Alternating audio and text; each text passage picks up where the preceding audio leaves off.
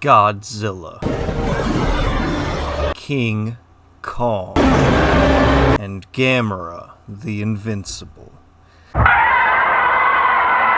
These three icons of kaiju films have dominated the live-action landscape for the last almost century. But the question now becomes, how do they handle the transition to animation? There are three Netflix anime series, one revolving around each of the kaijus: Kong Skull Island, Godzilla Singular Point, and Gamera Rebirth. We're going to be taking a look at all three of these series and figuring out which one has better kaiju and which one has better kaiju fights, and ranking them from worst to best. These rankings are going to be a lot like my earlier Pokemon video, where I went through and ranked each Pokemon on a scale of 1 to 5 and then gave it the overall average. We're going to be doing that with the kaijus and the kaiju fights. Really simple, and it should make it about as even and fair as I can manage. Now, full disclosure, this will not be a discussion on which anime is better. I'm not worried about the overall plot of these animes, because let's be real, a lot of the plots in these shows are not very good and are pretty freaking nonsensical. Like, I legitimately watched the entirety of Godzilla Singular Point and could not tell you what the hell a singular point is. So, forgive me for not having an in-depth discussion about the plots of these animes, and rather just focusing on the kaiju element to it. With that being said, though, how about we jump in with the first examination, that of Kong Skull Island. So in Skull Island, I had to be a little bit creative with what classified as a kaiju, because most of the time Skull Island is just filled with weird monsters. So I chose to go with anything bigger than a human, more or less. So that gave us Kong, the trapdoor crab, the rock bug, the giant crocodile, that thing they keep calling dog, the giant bird, the kraken, the skull crawler, and the chameleon, which gives us a total kaiju average score of 3.6.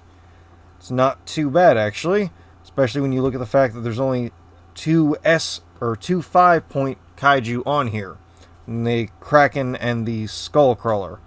And that's only really because I love the Skullcrawler, and I think the Kraken design is actually really cool. I feel like it might gain a slight advantage with how many I had to pick for this, because ultimately it winds up with a total of 9 monsters, kaiju, etc., whatever you want to call them, as opposed to the other ones with 8 and 6, respectively, for Godzilla and Gamera. Moving on to the fights, there's only really 2 fights in this, and that is Kong versus the Chameleons and Kong versus the Kraken. And it gives us an average of 2.5. Because the Kong versus the Chameleons fight was just really, really boring and not really fun to watch.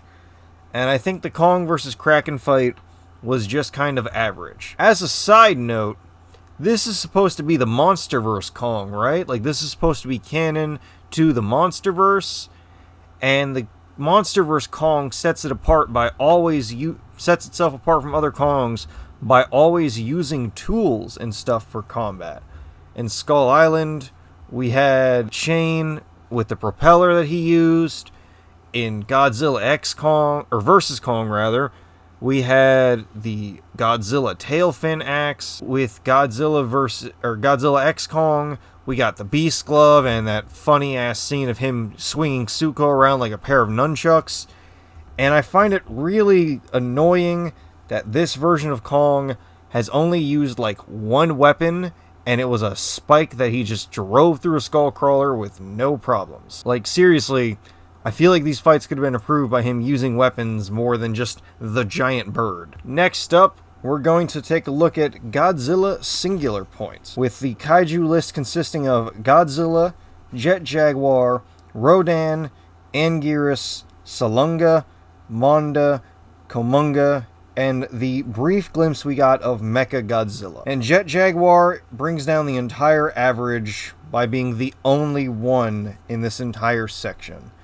And looking at it, the only one that is on this entire list for kaiju. It's a true case of look at how they massacred my boy. But the overall average for Godzilla kaiju becomes a 3.5, which I think is alright. I think they did pretty well. I love the design of the final form of Godzilla, and I love Anguirus. I think they did fantastically with Anguirus. I also liked Komunga. I feel like Komunga's insect-like appendages and how different it looked to the other things, and the fact that it had the, like, quick reference to Hedorah as its body was putting itself back together, I thought that was really cool. And then we get to the fights. We have Rodan versus Jet Jaguar versus Anguirus, Jet Jaguar versus Komunga, and then Jet Jaguar versus Godzilla, giving us an average of 2.25. And the fights in this anime were not good at all.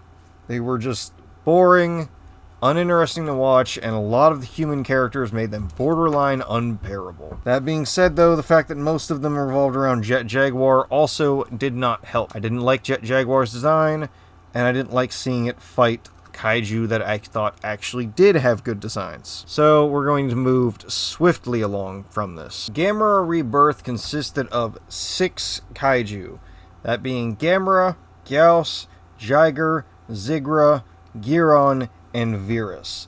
And all of these kaiju are the perfect example of don't be careful who you call ugly in middle school, because these things had one of the best glow-ups in anime history. I feel like this show had to do a lot of heavy lifting because a lot of Gamera's Rogues Gallery are just not that interesting. They're not that fun. They're honestly just kind of stupid and boring. The anime versions of these guys actually kicked ass, giving us an overall average score of 4, the only solid number out of these 3. And moving on to the fights, there was a fight every single episode. With Gamera versus Jiger, Gamera versus Zigra, Gamera versus Giron, Gamera versus Virus, and Gamera versus Gyaos, giving us an average total of 3.4. And also, I want to address real quick why Gamera versus Giron, which has 2 kaiju that have both been earned 5 points, does not have a 5-point rating itself. And that's simply because, like, there's entire sections where they're just standing there roaring at each other. Like, they're in the background and they're just roaring. There's no movement. There's no nothing. And then they just stand there trading blows. Like, when they're in hand-to-hand combat, it actually looks really sick and it's really cool. But I think overall, that fight just has too many dull moments for me to give it an actual 5 points, which is kind of sad because I would have loved to have given one fight out of these 3 a solid 5, but I feel like out of all of them, that's probably my favorite fight, just in general. Like I said, Giron, along with the rest of the kaiju rogues in this movie, got an absolute glow up, and the way they handled the melee combat with these dudes was cool as hell. And that brings us to the final overall ranking. In terms of kaiju, in last place is Godzilla Singular Point with 3.5. Second place is Kong Skull Island with 3.6, and in first place is Gamera Rebirth with a solid average of 4. In terms of fights, in last place is Godzilla Singular Point with an average of 2.25. In second place is Kong Skull Island with an average of 2.5, and in first place is Gamera with an average of 3.4. And yes, I think this overall summarizes my opinions on these 3 anime. I feel like they handled Gamera better than they did the other 2, and I think it's warranted more than anything else. Like, if you want dope action scenes, you've got Godzilla x Kong, Godzilla vs. Kong, King of the Monsters, you know, the entire monsterverse to choose from in terms of Godzilla fights. And if you want dope designs, you have a fuck ton and a half of decisions to look at throughout the entirety of Godzilla's history. Like, let's be real, no version of Mechagodzilla is beating Kiryu. That's just a fact. Like, I can't change that. I'm sorry. But when it comes to Gamera, Gamera has been out of the limelight since like 2006. He needed to come back swinging to bring himself back into pop culture, and they sure as hell did with this anime.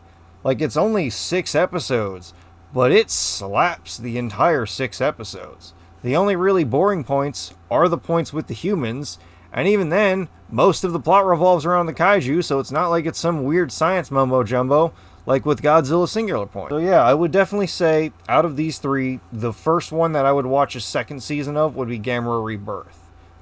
But I do think they all should get a second season, because there is a lot of potential for these animes, and I feel like we're just barely scratching the surface of it. And I want to see these continue, and I would love to see what could come of them in the future. But guys, that's going to do it for this episode of Kaijulai. What do you guys think? What's your favorite one of these 3 animes? Do you think these are better? Should I have put Pacific Rim on the list? Let me know in the comments down below. And next week's video is going to be the one that I am trepidatious? No, that doesn't feel like the right word. I have very mixed feelings on the next video because I'm not entirely sure if it's one I'm going to enjoy making or not. It's going to be the discussion of whether kaiju movies need to be serious or silly, and whether this discussion is actually worthwhile. Stay tuned for that, and I'll see you guys next time.